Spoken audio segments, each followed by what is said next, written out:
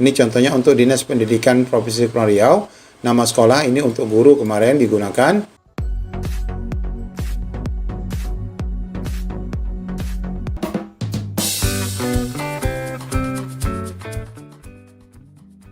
Assalamualaikum warahmatullahi wabarakatuh. Apa kabar rekan-rekan semuanya? Wabil khusus rekan-rekan P3K tahap 1 dan bisa jadi juga untuk CPNS yang sudah menerima SK atau yang sedang menantikan penyerahan SK. Di sini adalah merupakan tahapan akhir dari langkah teman-teman untuk mendapatkan gaji pertama setelah diberikan SK oleh Pemda setempat. Di antaranya juga adalah melengkapi 10 berkas dan melengkapi form C yang diberikan oleh instansi OPD masing-masing sesuai dengan SPMT kita. Bagaimana tahapannya? Ikuti video ini sampai selesai. Baik rekan-rekan, kita ketahui bahwa tahapan bagi kita yang telah lulus pada P3K tahap 1, baik yang sudah menerima SK maupun yang sedang menantikan penyerahan SK, tahapan yang kita ketahui dari proses selama ini adalah penetapan NIP 3K dan Pertek BKN. Di mana kita ketahui proses penetapan NIP 3K kita ini sedang berlangsung dan sudah selesai bagi rekan-rekan yang sudah menerima SK dan terus diupdate oleh BKN terkait progres penetapannya.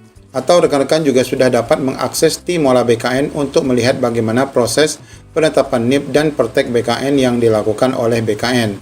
Atau kita bisa melakukan login di ASN Digital dengan cara yang sudah kita tunjukkan di video sebelumnya, agar kita dapat membaca berapa NIP kita dan kita dapat juga mencetak SK kita terlebih dahulu sebelum diserahkan Pemda.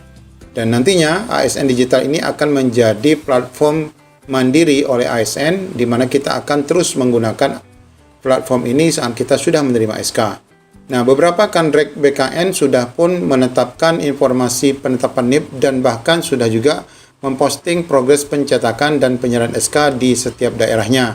Contohnya di Kandik 2 ini sudah sangat banyak, semuanya terchecklist hijau. Ini semuanya sudah hampir diselesaikan, diserahkan SK-nya di Kandik 2 Surabaya. Nah, tahapan selanjutnya setelah ditetapkan perteknya adalah proses penyerahan SK yang sudah dan akan berlangsung.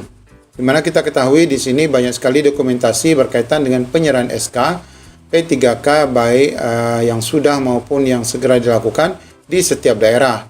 Ini adalah momen-momen yang sangat menggembirakan bagi kita semua, rekan-rekan yang sudah menunggu lama ya, penantian untuk diangkat menjadi ASN P3K ini. Nah, momen ini tentu saja menjadi sejarah dalam kehidupan kita, khususnya bagi rekan-rekan yang sudah honor cukup lama ya, sehingga momen ini sangat dinanti-nantikan. Nah, kemudian tentu saja yang kita akan lakukan kemudian adalah pengajuan usul gaji dan tunjangan, khususnya gaji pertama kita yang akan dibayarkan sesuai dengan SPMT yang sudah ditetapkan.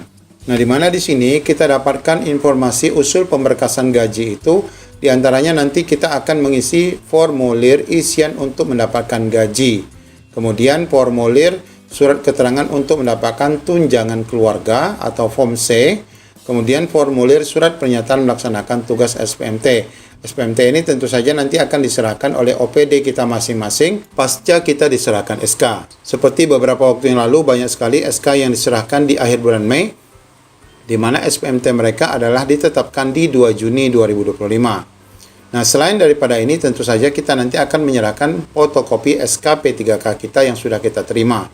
Kemudian kita juga harus melampirkan buku nikah, legalisir KUA jika diperlukan.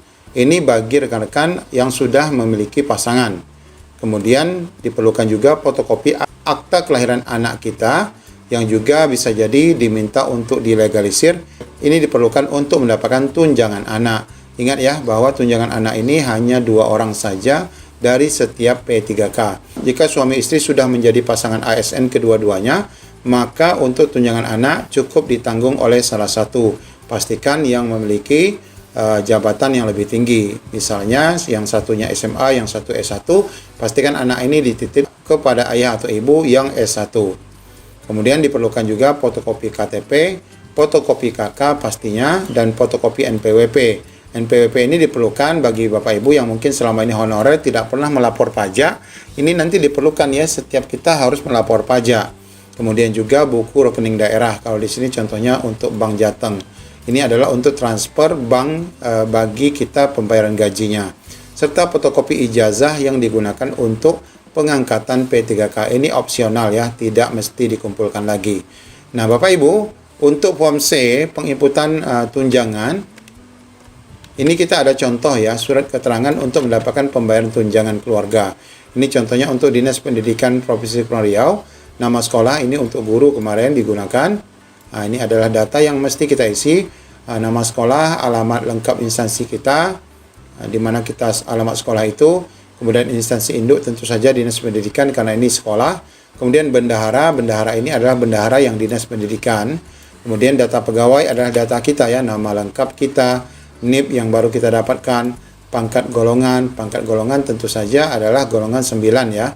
Kemudian TMT, golongan ruang TMT kita sesuai dengan SK, kemudian tempat dan tanggal lahir, jenis kelamin, kebangsaan, serta alamat lengkap kita. Ini harus diisi sesuai dengan data KK kita.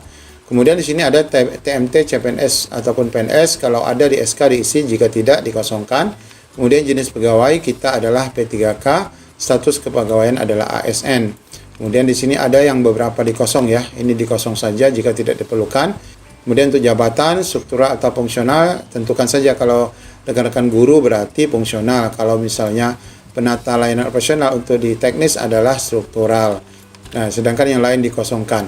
Nah, kemudian yang bagian bawah adalah data yang kita tanggung, yaitu pertama nama istri atau suami di bagian 1, kemudian di bawah nama anak. Jika nanti anaknya lebih dari satu, ditambahkan di bawah lagi kotaknya ya, karena memang maksimal 2, berupa nama, tempat, tanggal lahirnya. Kalau untuk yang perkawinan berarti ada perkawinan di sini, kemudian pekerjaannya apa, kalau masih sekolah isi sekolah. Nah, kalau ini keterangan ya, AK ini anak kandung, AT anak tiri, AA anak angkat. Nah, dikasih penjelasan di sini. Karena pada prinsipnya AK, AT, AA ini semuanya akan ditanggung asalkan semua data anak ini masuk ke dalam KK kita. Nah, ini tanda tangan kepala sekolah dan ini tanda tangan pribadi kita. Ini contoh form pengisian form C untuk mendapatkan tunjangan yang merupakan bagian dari kelengkapan untuk usul pemberkasan gaji perdana kita. Ya, semoga menjadi gambaran bagi kita. Nanti pastikan kita akan mendapatkan pengarahan dari instansi kita masing-masing. Demikian, Assalamualaikum warahmatullahi wabarakatuh.